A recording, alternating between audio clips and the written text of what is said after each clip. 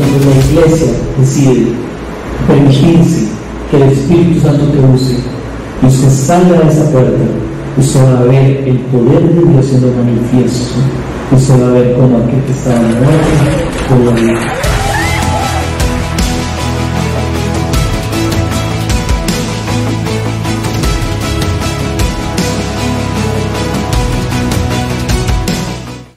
Hoy comenzamos una serie nueva, se llama Jesús como Rey o Jesús Rey, el Rey prometido para Israel y para toda la humanidad que Dios nos dio. Así que ojalá que esté conmigo, concéntrese, sé que hay mucho ruido y la gente está un poquito dispersa, concéntrese conmigo para comenzar, ¿ok, hermanos? Si usted ha estudiado la palabra del Señor, sabe que no se puede citar a Jesús como Rey sin hablar del Evangelio de Mateo. El Señor hizo que cada uno de los evangelios tuviera un enfoque distinto. Juan enfatiza la divinidad de Jesús, Jesús como el Hijo de Dios. Marcos, que es el evangelio de Pedro, Pedro se lo dicta a Marcos. Marcos habla acerca de Jesús como este siervo sufriente, aquel que vino a servir y no a ser servido. Lucas presenta a Jesús como ese hombre perfecto. Lucas se enfoca en la humanidad de Jesús. Jesús era 100% hombre y 100% Dios. Y Mateo, como les contaba, presenta a Jesús como el Rey prometido de Israel primero y después de todo el mundo. En casi todo párrafo que usted encuentra de Mateo, habla de la naturaleza real de Jesús, hermanos. Y así comienza, vaya conmigo al primer capítulo de Mateo, Mateo capítulo 1, versículo 1, dice, libro de genealogía de Jesús, hijo de David, hijo de Abraham. Y comienza a contar toda la genealogía de Jesús en términos de su papá. ¿Por qué? Porque como está hablando de este rey venidero, el linaje de rey tenía que venir del lado de su papá. Y todos sabemos que Jesús era hijo de María, de naturaleza, pero no de José. José fue su padre adoptivo, pero aún así José lo adoptó como su hijo, que era una práctica muy común en el mundo antiguo. Y Jesús lo adopta, y José lo adopta como hijo, al punto que le enseñó todo. Jesús es llamado carpintero porque él hacía el oficio de José como carpintero. Y un paréntesis, se lo dije en la mañana, gloria a Dios por aquellos papás que han adoptado otros hijos y los han tratado como suyos, hermanos. Aquí en la iglesia hay muchos y son una bendición para esta casa. Jesús tuvo uno y fue una gran bendición para él mismo. Entonces les contaba, el texto enfatiza en dos personajes. Abraham, el padre de todos los judíos saben que son hijos de Abraham, y de David, el rey más importante de Israel, el más añorado, el que ellos más admiraban. Y sabe, Dios tenía un trato especial con David. David era amigo de Dios y por eso Dios le prometió que por toda la historia un rey de su genealogía iba a estar en el trono. Y eso es muy hermoso, hermanos. El Salmo 89, 3 y 4 dice, hice pacto con mi escogido, juré a David mi siervo, diciendo, para siempre confirmaré tu descendencia y edificaré tu trono por todas, ¿qué? Todas las generaciones. Y Dios cuando hace una promesa, la cumple y la cumplió con David. Y Jesús, el Rey prometido, reinará para siempre. Este mundo se acabará, todo lo que usted ve se acabará, pero su reinado seguirá para siempre, por todos los siglos y los siglos, hermanos. Y esto es hermoso, ¿no? Capítulo 1, versículo 18 al 25 dice, comienza a hablar del nacimiento del rey y cómo Jesús es ese rey esperado y todas las cosas en su nacimiento lo prueban. Capítulo 2, del 1 al 12, la adoración al rey. Usted sabe que llegan estos hombres sabios a adorar a Jesús, que los famosos reyes magos, que no eran magos como los conocemos, ni siquiera ni tampoco reyes, eran unos hombres sabios del oriente que sabían que en este tiempo específico Jesús estaba por nacer. Y el capítulo 2 del 13, el testimonio del rey mediante el cual se cumplieron todas las profecías. Mateo 2:15, de Egipto llamé a mi hijo. Es una profecía que se había dado muchos siglos atrás por Oseas. Mateo 2:17, entonces se cumplió lo dicho por el profeta Jeremías. Se oyó una gran voz en Ramá, llanto y gran lamentación. Raquel que llora por sus hijos y no quiso ser consolada. ¿Sabe qué está hablando aquí? Está hablando de la persecución. Se recuerda que cuando Jesús nace, Herodes, el cual se siente atemorizado por el Señor y porque estos sabios lo habían venido a visitar, él manda matar a todos los niños de la edad de Jesús. Y eso está hablando, la profecía se cumple con nuestro Señor. Y después Mateo 2:23, y fue a vivir a la ciudad llamada Nazaret. Así cumplió lo que dijeron los profetas, será llamado Nazareno. Isaías 11 hablaba de que Jesús iba a nacer exactamente en esta zona. Entonces, hermanos, y llegamos al capítulo 13, versículo 1. El tiempo en que el rey salía del anonimato y se va a conocer al mundo. Versículo 1 dice, en aquellos días vino Juan el Bautista predicando en el desierto de Judea y diciendo, arrepentíos porque el reino de los cielos se ha acercado. Pues este es aquel quien habló el profeta Isaías cuando dijo, y él dice, yo soy aquel que habló Isaías cuando dijo, voz del que clama en el desierto, preparad el camino del Señor, enderezad sus veredas. Y Juan estaba vestido de pelo de camello y tenía un cinto de cuero alrededor de sus lomos, y su comida eran langostas y miel silvestre. Y salió a él Jerusalén y toda Judea y toda la provincia alrededor del Jordán. Y eran bautizados por él en el Jordán, confesando sus pecados. Al ver él que muchos de los fariseos y saduceos venían a su bautismo, les dijo, generación de víboras, ¿quién os enseñó a huir de la ira venidera? Haced pues frutos dignos de arrepentimiento, y no temáis decir dentro de vosotros mismos, Abraham tenemos por padre, porque yo os digo que Dios puede levantar hijos a Abraham aún de estas piedras del Jordán que él estaba ahí. Y ya también el hacha está puesta en la raíz de los árboles. Por tanto, todo árbol que no da fruto, que no da buen fruto, es cortado y echado al fuego. Yo a la verdad os bautizo en agua para arrepentimiento, pero el que viene tras de mí, cuyo calzado no soy digno de llenar, es más poderoso que yo. Él os bautizará en Espíritu Santo y fuego, hermanos. Entonces, capítulo 3, versículo 17, la llegada del rey, la unción de este rey esperado, su coronación, hermanos. Así inicia el ministerio de Jesús. El rey sale de 30 años de una espera pasible, una espera confiado, aprendiendo de su padre terrenal. Él está en el anonimato total. Él aprende de su padre y cuando su padre no está, cuida a su madre, prepara su espíritu para el tiempo que viene. Él es el hombre más importante de la historia, hermanos. Y viene con el propósito de salvar a toda humanidad. ¿Están conmigo? A todos nosotros. En lo espiritual, Juan preparó el camino. Como leímos ahorita, Juan comenzó a profetizar y él sabía que él era la voz que habla Isaías, que clama en el desierto, que hablaba y gritaba y preparaba el camino para el tiempo del rey. ¿Sabe? En lo terrenal, la humanidad no había mejor momento para que Jesús viniera. Alejandro Magno había hecho caminos que unían a todos los pueblos gentiles y el griego koiné era el idioma universal, todo el mundo lo hablaba. Entonces era el tiempo perfecto en que el evangelio se iba a dar. Y esos caminos que se hicieron con fines del imperio se usaron para que como púlpitos para que la gente comenzara a predicar acerca de Cristo. Hoy vamos a ver, hermanos, tres aspectos increíbles de la coronación del rey. Uno, el bautizo del Hijo. Dos, la unción del Espíritu Santo. Y por último, la palabra del Padre. Y aquí, si usted no ha creído en un Dios trino, puede ver la Trinidad actuando de manera perfecta juntos en unidad, hermanos.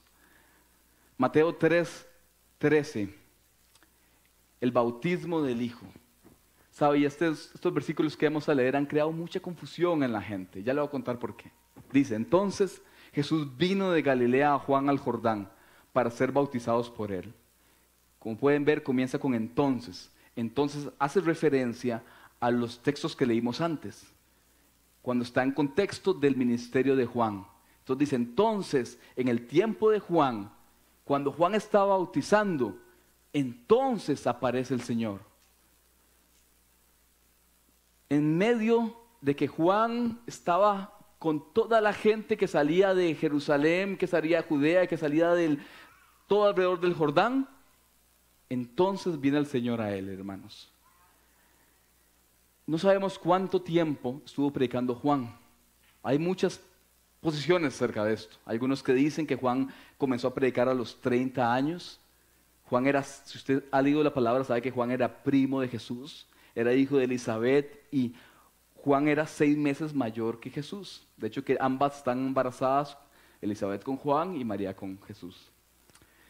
Y hay otra gente que dice, cuando usted va a Números 4, que habla de esto, después usted va a Números 8 y se da cuenta que los sacerdotes comenzaron a predicar inclusive antes, a los 25 años. Y después usted va a Crónicas y David cambió la regla y ya comenzaron desde los 20. El punto es que nadie sabe cuándo comenzó a predicar Juan, pero posiblemente ya tenía tiempo, porque la gente venía de muy lejos y había escuchado que Juan estaba bautizando. Entonces realmente no sabemos cuándo, pero sí sabemos que en el tiempo cuando la gente comenzó a venir, en medio de ellos, Lucas 3:21, Jesús venía con ellos. Y dice, y aconteció que cuando el pueblo se bautizaba, Jesús también fue bautizado. ¿Se puede imaginar eso? Usted ir caminando a buscar el bautizo del Señor y a la par suya podía venir el Señor, el Rey de Reyes, caminando con usted, anónimo, humilde. Yo creo que muchos líderes cristianos tenemos que aprender de Él, de la humildad del Señor. Jesús estaba bien siendo uno de nosotros, hermanos. Después dice vino, y la palabra vino es la misma que se usa cuando habló al inicio del capítulo que hablaba de Juan, que dice que Juan vino a bautizar. Y quiere decir, o le hace referencia a una aparición pública, un tiempo público donde algo va a cambiar. Y era el tiempo del Señor, era el tiempo de su coronación. Después dice, de Galilea a Juan al Jordán. Y Marcos 1:19 añade, y aconteció que en aquellos días Jesús vino de Nazaret de Galilea y fue bautizado por Juan en el Jordán. Entonces Marcos nos aclara que él no solo venía de Galilea, venía exactamente de Nazaret. Y la geografía de Israel no es muy complicada. Israel tiene arriba al mar de Galilea, y del mar de Galilea sale el río Jordán y llega hasta el mar Muerto. Tiene una interpretación hasta espiritual, hasta cierto punto. Y arriba está Nazaret. Jesús sale caminando y llega posiblemente donde Juan estaba, cerca del sur del río. Y Jesús caminó tal vez unos 80 o 60 kilómetros hasta llegar allá. Nazaret era una ciudad sin ningún atractivo, menospreciada. Hoy en día usted va a Nazaret y está llena de estos mezquitas por todo lado, y a las 5 de la tarde se escucha todos los himnos a Alá sonar de la ciudad donde nació nuestro Señor y Salvador. Nunca fue una ciudad importante, nunca. Por eso a Jesús le decían, qué bueno sale de Nazaret. Y yo creo que es una aplicación para nosotros, hermanos. El Señor puede hacer de lo más triste y de lo más vil y la situación más dura, puede traer gloria y puede levantar a cualquiera de nosotros. Y eso es hermoso, hermanos. 30 años de espera en Egipto primero y en Nazaret, pero el tiempo había llegado. Y dice el versículo 13, Jesús vino de Galilea a Juan al Jordán para ser bautizado por él. ¿Y a quién vino? a Juan. Juan está a punto de darle la estafeta al Señor, pasarle el ministerio al Señor. Juan siempre supo que él era solo un mensajero, hermanos. Él dice, yo soy la voz que clama en el desierto, Mateo 3:11, lo leímos ahorita, ¿verdad? Él sabía que solo venía a pasar la estafeta. Y Juan dice, yo a la verdad os bautizo en agua para arrepentimiento, pero el que viene detrás de mí, no soy digno ni siquiera de llevar su calzado. Él es más poderoso que yo, y Él los bautizará en Espíritu Santo y fuego. Juan dice, ¿sabes qué? Yo no merezco nada del que viene detrás mío. Él entiende muy bien su lugar. Y el día para que el ministerio de Juan se terminara y el de Jesús comenzara, estaba por cumplirse. Juan sabía quién era Jesús, eran primos, lo conoció de toda la vida. Y dice, Jesús vino ¿para qué? Para ser bautizado por Él. Él prometió ser bautizado, el Señor iba a ser bautizado por el último de los profetas, el hombre más importante que haya nacido de mujer, así lo llamó Jesús. ¡Qué privilegio! ¿No creen? Así surge, pero aquí empieza una gran duda, hermanos. ¿Por qué Jesús tenía que venir al bautizo por pecados? Si Jesús nunca pecó. ¿Por qué? Juan cuando lo ve llegar al Señor, él sabía que nunca había hecho nada malo. ¿Por qué venía con todos? Juan sabía que su bautismo era solo para arrepentimiento y punto. Para volverse del pecado y estar preparado para el reino venidero. Pero si Jesús nunca pecó, ¿por qué estaba ahí? Hay algunos escritores de su tiempo que tienen un montón de teorías. Por ejemplo, los gnósticos que eran sabios de su tiempo, ellos decían, ¿saben qué? Jesús era un hombre cualquiera y llegó al Jordán y cuando Juan lo bautiza, él recibe el Espíritu de Cristo. Eso no es cierto, hermano, no es bíblico. Es peligrosísimo. Usted lee en la palabra que Jesús era Emmanuel, Dios con nosotros. Así que Juan enfrentó la misma duda que nosotros, versículo 14. Juan se le oponía y el verbo habla de que se oponía de forma constante, o sea, estaba discutiendo con el Señor, muy similar a Pedro. ¿Recuerda cuando Pedro le dice al Señor, tengo que morir en la cruz? ¿Sabe qué dice Pedro? Aléjate de mí, Satanás. Juan está en lo mismo con el Señor. Juan se le oponía y decía, ¿cómo, Señor? Yo necesito ser bautizado por ti y tú vienes a mí. No tenía sentido para Juan. Yo bautizo para pecado y tú estás limpio. ¿Por qué vienes a mí? Juan no entendía, le dijo, ¿sabes qué? Yo soy el pecador, yo necesito de ti. Y yo te voy a bautizar a ti, Señor. Y hago un paréntesis, hermanos. Usted puede ver cómo Juan es un hombre que tiene tanta reverencia por Jesús. Pero por otro lado, cuando vio a los fariseos les dijo, víboras. ¿Quién dice que pueden venir aquí a bautizarse y huir de la ira de Dios? Primero hagan un cambio, un arrepentimiento real, que tenga obras. ¿Recuerda? Pero con Jesús dice, no puedo ni siquiera llevar tu calzado. ¿Quién soy yo para bautizarse? Hermanos, si aprendemos algo, busque el respeto de aquellas personas que son íntegras, intachables, que buscan hacer el bien, no el respeto del montón de gente. El Señor en cada lugar que Él caminaba, Él o lo odiaban o lo amaban. Siempre, porque su mensaje era duro y profundo, y aquel que no quería dejar su pecado lo iba a odiar, pero aquel que tenía un corazón dispuesto lo iba a aceptar y lo iba a amar. Juan conocía a Jesús desde niño, conocía su testimonio, y sabe que Jesús no es como nosotros. Yo puedo subirme aquí y engañarles a ustedes, usted puede venir a la iglesia y engañar a todos, decir que es cristiano y en su casa hacer todo lo contrario. Jesús no, Jesús se entregó en todo lugar donde Él estaba. Todo lugar, frente a Juan y a un montón de gente, como en su casa. Y todo lugar, el Señor era el mismo, hermanos. Y tenemos que aprender de esto, ¿sí?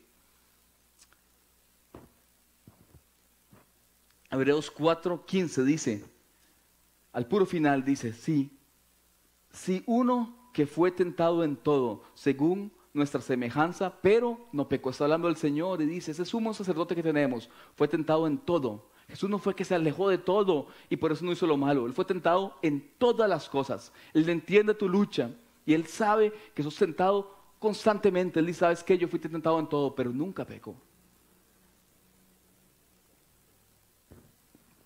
¿Están conmigo, hermanos? Mateo 11:11. Aquí está el hombre más importante de su tiempo. El profeta más importante que hubo. ¿Sabe? Y aún así él entiende que él está por debajo de este hombre que está aquí. ¿Quién es este hombre anónimo que nadie conoce? Así que volvemos a la pregunta, ¿por qué vino Jesús a bautizarse, hermanos? Y hay pensadores cristianos y teólogos que dicen, Jesús vino a ser presentado como sacerdote, porque en el Antiguo Testamento a los 30 años, y Jesús tenía exactamente 30 años, los hombres eran presentados como sacerdotes, así que le hacían un tipo de bautizo donde lo limpiaban. Otros dicen que Jesús hizo esto por un acto prosélico. Entonces en el tiempo del Antiguo Testamento había mucha gente que se acercaba al judaísmo, no como nación, sino como credo, y se volvían judíos. Entonces dicen, mira, Jesús hizo esto para identificarse con los judíos, con los gentiles, perdón, para ser uno más de los gentiles. Otros dicen que Jesús hizo todo esto para que él supieran que Juan era su hombre, que él estaba en el mismo equipo que Juan, que él respaldaba lo que Juan hacía. Muy bonito todo esto, pero estos motivos muy nobles, pero no es lo que la Biblia enseña, hermanos. ¿Cuál es la respuesta entonces? Porque Jesús fue a bautizarse con todos los pecadores y él nunca había pecado. Y la respuesta no la di, escuche de mis palabras, escuche las palabras mismas que Jesús le dice a Juan. Dice, y nota importante, son las primeras palabras registradas de Jesús desde que él tenía 12 años y se perdió en el templo. Recuerda, se perdió en el templo y su madre lo encuentra y le dice, estoy ocupado en los negocios de mi padre. ¿Recuerda eso? 18 años después, la primera vez que el Señor habla, registrado en los evangelios. Y Jesús le respondió, deja ahora, porque así conviene que cumplamos toda justicia. Entonces le dejó. Y Jesús después de eso fue bautizado. Y la expresión deja ahora se puede traducir en sé que eso es extraño, Juan. Sé que lo que estoy diciendo es extraño. Tal vez no lo entiendas, pero cede a mí. Entiéndeme. Confía en mí. Deja que yo haga esto. Porque así conviene, porque así es apropiado, porque es lo correcto hacer. Y aquí hay algo que es clave, que cumplamos toda justicia. ¿Qué quiere decir esto? Que cumplamos toda buena obra. Si es correcto hacer esta obra, Él lo va a hacer. ¿Está conmigo, hermano? Si esto es un acto de piedad, de santidad, Él lo va a hacer. Porque el Señor vino a hacer toda buena obra. Porque su corazón estaba como hombre a hacer lo que es correcto. Mateo 17, dice que Pedro se acerca al Señor con la duda de que debían pagar impuestos o no. Y el Señor le dice a Pedro, Pedro, ¿de quién recibe el dinero los reyes? ¿De los extranjeros o de sus hijos? Y Pedro dice, los extranjeros, correcto.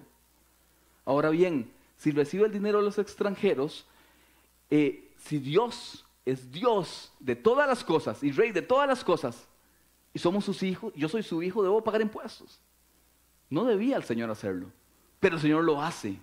¿Por qué? Porque Él vino a hacer todo lo que es correcto. ¿Están conmigo, hermanos? Y hay gente que no paga impuestos y se llama cristiana, mientras el Señor lo hizo. Cumplir toda justicia, que su bautismo es un ejemplo de que el bautizarse era una buena obra. En la mañana bautizamos a 27 hermanos de la iglesia y lo hacemos porque es buena obra. Es porque si no se bautizan no se van a ir al cielo. No, hermanos, ellos están claros que ellos aceptaron a Jesús en su corazón y se arrepintieron de sus pecados, fueron bautizados por el Espíritu Santo. El bautismo es solo una simbología que pasaron de la vida de la muerte a la vida. Pero es bueno. Y por eso el Señor estaba ahí. Porque el Señor se identificó y el Señor estaba claro de que esto era una buena obra. Era bueno ser bautizado. ¿Están conmigo? ¿Sí? Ok. Entendemos esto, ¿verdad? Pero aún tenemos un problema. ¿Qué pasa con el pecado? Todavía no hemos explicado por qué Él venía a bautizarse en un bautizo del pecado de Juan. Juan vio cara a cara al Señor, sabía que el Señor era perfecto, que Él no podía ser, que Él no era digno de bautizarlo, pero Juan tenía razón en un punto. Juan venía a bautizar para pecado, hermanos. Pero él no entendió que Jesús venía a identificarse con el mundo. Jesús vino a ser uno de nosotros. Comía con nosotros, caminaba con nosotros, estaba con nosotros. Esta es la razón por la cual Él vino. Cuando Jesús es encarnado, Dios mismo es encarnado para estar entre pecadores, hermanos. Isaías 53:12 dice, y fue contado con los pecadores, habiendo Él llevado el pecado de muchos. ¿Se entiende eso? El Señor mismo se hizo pecado por cada uno de nosotros. Llevó el pecado de nosotros. El bautismo de Jesús lo hizo aunque no tenía pecado, porque se identificaba con los pecadores. Él no era un moralista. Él no fue un moralista que cumplió toda la moral. Él fue un sabio. Fue el más sabio de todos los hombres, pero no vino a ser un sabio. ¿A qué vino? A identificarse con cada uno de nosotros. Aquel que no pecó tomó el lugar, aquel que no pecó y estaba limpio, ¿sabe qué? Tomó el lugar de nosotros como pecadores que estábamos sucios. Él es el amigo de los pecadores, tuvo una madre pecadora y un padre pecador. Sus amigos eran pecadores. Sus hermanos eran pecadores. Las multitudes que lo seguían eran un montón de pecadores. Fue crucificado con 2 pecadores al lado. Él conocía muy bien lo que pasaba en el pecado y conocía muy bien cómo gestaba el pecado en la gente. Pablo es tan correcto en decir, Él es aquel que no tuvo pecado, por nosotros se hizo pecado. Y así empezó su reinado como rey, identificándose y dándolo todo por su pueblo, hermanos. No sé si usted entiende eso. ¿Sabe? No sé qué tipo de rey tiene usted, porque le voy a decir una cosa. Todos tenemos un rey. No sé cuál es su rey. Tal vez es su pareja, su esposo, su esposa, sus hijos. Tal vez es su trabajo, un vicio, la lujuria, un hobby, el dinero, usted mismo. Y eso es un pecado, eso es la envidia. ¿Sabe? Y todos esos son tiranos. Nunca los vas a satisfacer. Nunca. Pero el rey que yo conozco está dispuesto a morir por sus súbditos, a identificarse con ellos, a comer con ellos, a estar con ellos, a comprender que sabe todo lo que eres y aún así te amó. Isaías 53:11 dice, por su conocimiento justificará a mi siervo justo a muchos y llevará las iniquidades de ellos. El bautismo de Jesús fue un acto simbólico, ¿sabe de qué? De que cuando Él entraba al agua, Él iba a entrar al agua de la muerte, pero el momento que Él saldría reflejando su resurrección. Hermanos, no sé si usted entiende lo que le estoy predicando, pero es el símbolo más importante, porque en la resurrección de Él es donde nosotros encontramos gracia y esperanza después de la muerte. Punto número 2, entonces hablamos del bautizo del rey, ¿verdad? Punto número 2, el ungimiento del rey. Versículo 16 dice, y Jesús después que fue bautizado, subió luego del agua. Y he aquí los cielos se abrieron y vio al Espíritu de Dios descender como paloma y venía sobre él. Y he aquí los cielos fueron abiertos. Y no es algo subjetivo, no fue algo que Jesús imaginó. Toda persona que estaba ahí vio que los cielos fueron abiertos. ¿Sabe qué pasa cuando los cielos se abren? ¿Sabe qué pasa? No lo sé, yo no lo sé, nadie lo sabe. Porque están abiertos 2 o 3 veces en la historia, hermanos. En el tiempo de Ezequiel dice que los cielos se abrieron y él comienza a contar una historia súper complicada. Dice que había círculos dentro de círculos y los círculos daban vueltas y nadie entiende y entendemos. Ok, Ezequiel, qué linda historia, pero no entendemos lo que es eso. Y en la Biblia encontrarás un par de veces que cuando Esteban estaba siendo asesinado injustamente como el Señor, los cielos fueron abiertos para que Esteban lo viera. En Apocalipsis, pero muy pocas veces, hermanos. Pero en nuestra cultura evangélica se habla mucho de que los cielos son abiertos y qué tal, y qué tal, y qué tal.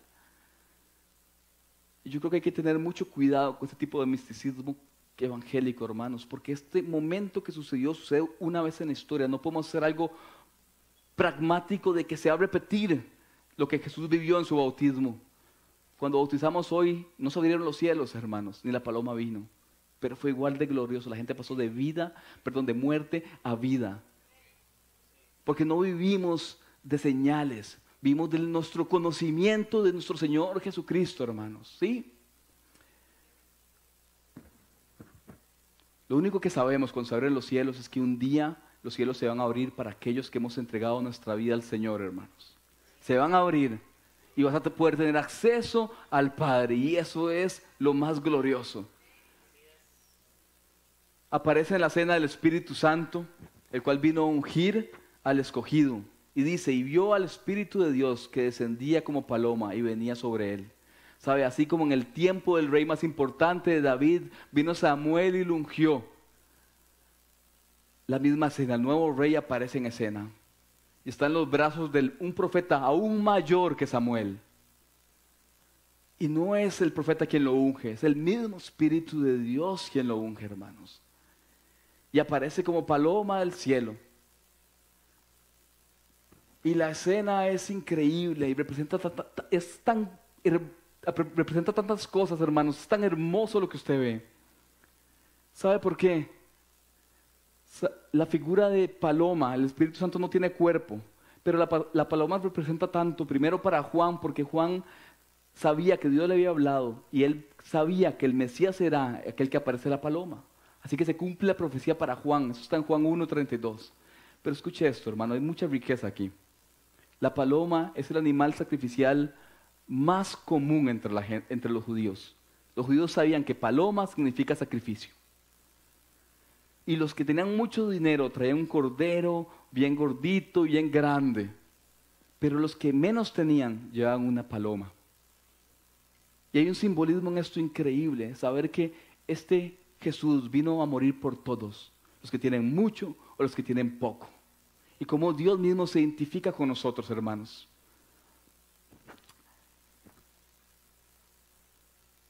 Jesús necesitaba que la paloma bajara, que el Espíritu Santo lo ungiera. No, Él es Dios, hermanos. Él ya era uno con el Espíritu. Él estaba siendo ungido por el mismo Espíritu Santo. Pero en su humanidad Él necesitaba fuerza. Él estaba por pasar 3 años de sufrimiento, donde Él iba a estar cansado, donde Él iba a tener hambre, iba a tener sed. Él tendría angustia y Él necesitaba ser fortalecido por el Señor. Hechos 10:38 dice, como Dios ungió con el Espíritu Santo y con poder a Jesús de Nazaret. Nota que no dice a Jesucristo o a Cristo, a Jesús de Nazaret, el nombre de hombre de Jesús. Porque Jesús como hombre necesitaba fuerza. Y como éste anduvo haciendo bienes y sanando a todos los oprimidos por el diablo, porque Dios estaba con él. Y llegamos a la parte final del bautizo del Señor. El Señor fue bautizado en agua por Juan. El Espíritu, se abre el cielo y el Espíritu baja, hermanos. Y aquí sucede algo increíble. Vaya conmigo al versículo 17. Y hubo gran voz del cielo que decía, este es mi Hijo amado, en quien tengo complacencia. Sabe, Dios no había hablado por 400 años, hermanos. Y lo último que le habló al profeta Malaquías fue una advertencia contra Israel, una maldición contra Israel por ser un pueblo corrupto. 400 años pasan y de pronto el Señor comienza a hablar. Y Dios habla del cielo, no le habla a través de ninguna persona, habla del cielo, frente a todos los que estaban ahí. Y el Señor dice, este es mi Hijo amado, con quien tengo complacencia. No sé si usted puede ver lo que significa esto y comprender que ese sacrificio para Dios era el único sacrificio perfecto, hermanos. El perfecto sin mancha. Cuando Dios dice complacencia, el verbo está en pasado. Él dice, conozco a este, por 30 años lo he visto. ¿Y sabes qué? Sé que no tiene ninguna mancha. Él es aquel Él es el ejemplo para todos nosotros.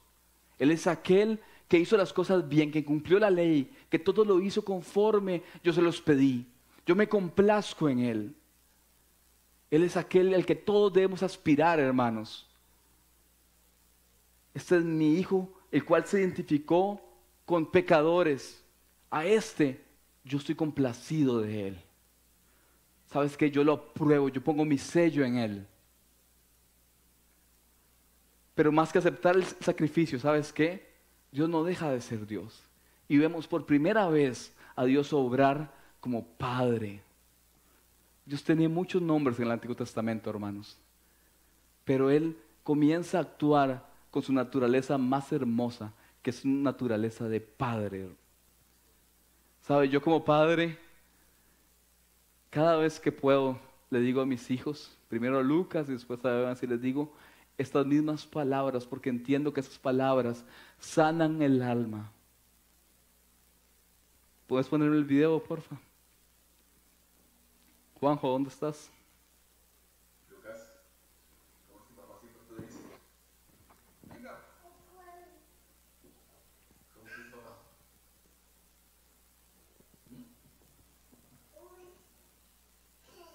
Pero oye todo, ¿cómo es todo? ¿Este es mi hijo qué? ¿Cuál?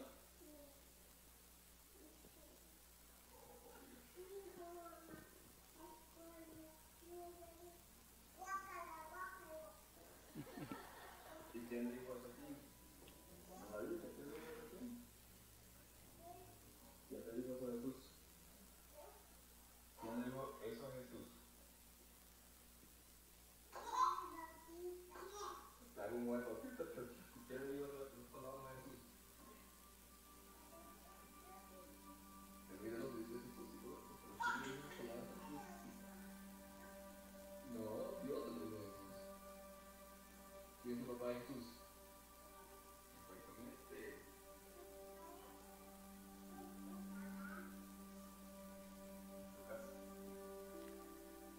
Este es mi Hijo amado, en quien soy muy feliz, en quien tengo todo el gozo, hermanos.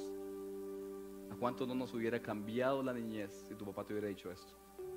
¿A cuántos no? Y que está un papá perfecto, con su hijo perfecto, diciéndole, ¿sabes qué? Me complazco en ti. Nosotros como papás imperfectos intentamos hacer lo mismo con nuestros hijos y refleja el amor tan grande que tiene el Señor por nosotros, ¿verdad? Te quiero contar algo. Las buenas nuevas del Señor dicen que por medio de Él podemos ir al Padre también, y Él nos llama hijos. Él compartió su herencia con cada uno de nosotros, hermanos, y Él se puede complacer en ti, deleitar en ti igual que se deleita en el Señor. Es el Rey en que creemos, el Rey en el que yo creo. Qué introducción, hermanos, del Rey. Qué introducción planeó el Señor para Él. ¿Sabe? Su reino estaba cerca, estaba cerca. Fue ungido de la manera más maravillosa. Su trono, una cruz. Su propósito, salvarnos a todos por medio de su muerte. Y así comenzó el reinado del Rey de Reyes, que nunca se acabará.